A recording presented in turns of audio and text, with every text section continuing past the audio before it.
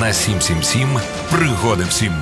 Міністр закордонних справ Дмитро Кулеба в інтерв'ю американському телеканалу оголосив про те, що заявив, акцентував на тому, що українці будуть боротися до кінця, воювати до кінця, навіть якщо зараз озброєння не буде, допомоги не буде, з чим зволікають якраз американські конгресмени з голосуванням про оборонну підтримку України, то українці будуть все одно воювати тим, чим можуть, тим, чим залишається, і, власне, навіть лопати в руки візьмемо і будемо бити ними ворога. Послухаємо пряму цитату Дмитра Кулеби.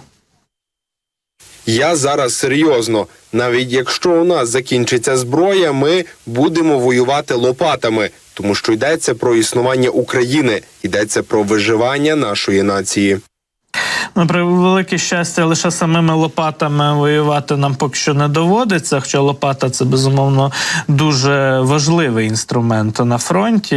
Ними постійно копають траншеї, укріплення, різноманітні будують і так далі. Без лопати ані кроку, звичайно, на передовій ступити неможливо абсолютно, але окрім лопат треба мати щось дещо потужніше, аби ворога бити. Ну і завдяки, власне, тим же західним партнерам, якби ми їх подекуди не критикували, ми маємо, зокрема, установки, зенітно-ракетні комплекси, системи, які здатні збивати найновіші, чи найцінніші, найунікальніші, правильніше сказати, російські літаки. І, власне, це те, що відбулося от буквально днями над Азовським морем. Про те, що до російської агресії треба готуватися, розуміють і багато лідерів урядів європейських країн, ну, зокрема, прем'єрка Естонії Кая Каллас вкотре наголосила вже для західної аудиторії в інтерв'ю виданню The Times про те, що в Європі є 3-5 років, до 5 років на підготовку до агресії Російської Федерації, до агресії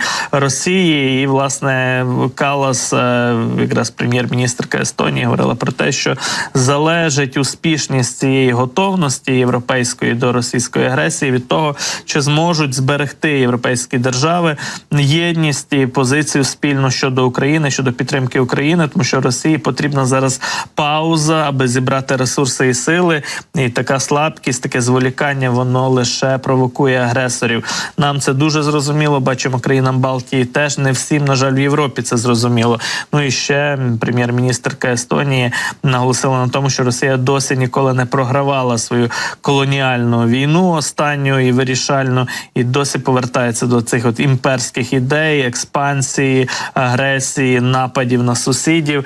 Ну і, власне, я багато читаю, думаю, намагаюся зрозуміти, як можемо ми розірвати це історичне коло, наголосила естонська політикиня.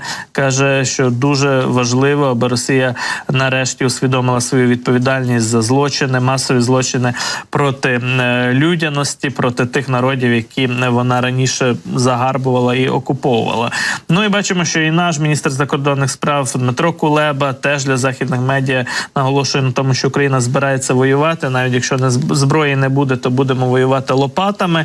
В той же час у Швейцарії зараз у Давосі відбувається Всесвітній економічний форум. Сьогодні ми очікуємо там виступу президента Зеленського. Ну а вчора ми бачили нашого президента на спільному брифінгу із, власне, президенткою Швейцарії. І там лунали думки про те, і пропозиції про те, що Швейцарія буде організовувати міжнародну конференцію, де обговорюватимуть процес досягнення миру в Україні, завершення війни, так звану мирну конференцію. На неї не покличуть Росію. Ну і бачимо, що поки що і Китай уникає якихось активностей для того, аби брати участь у цьому процесі, якоїсь активної позиції, не висловлюють бажання в Пекіні дуже долучатися до такої ініціативи.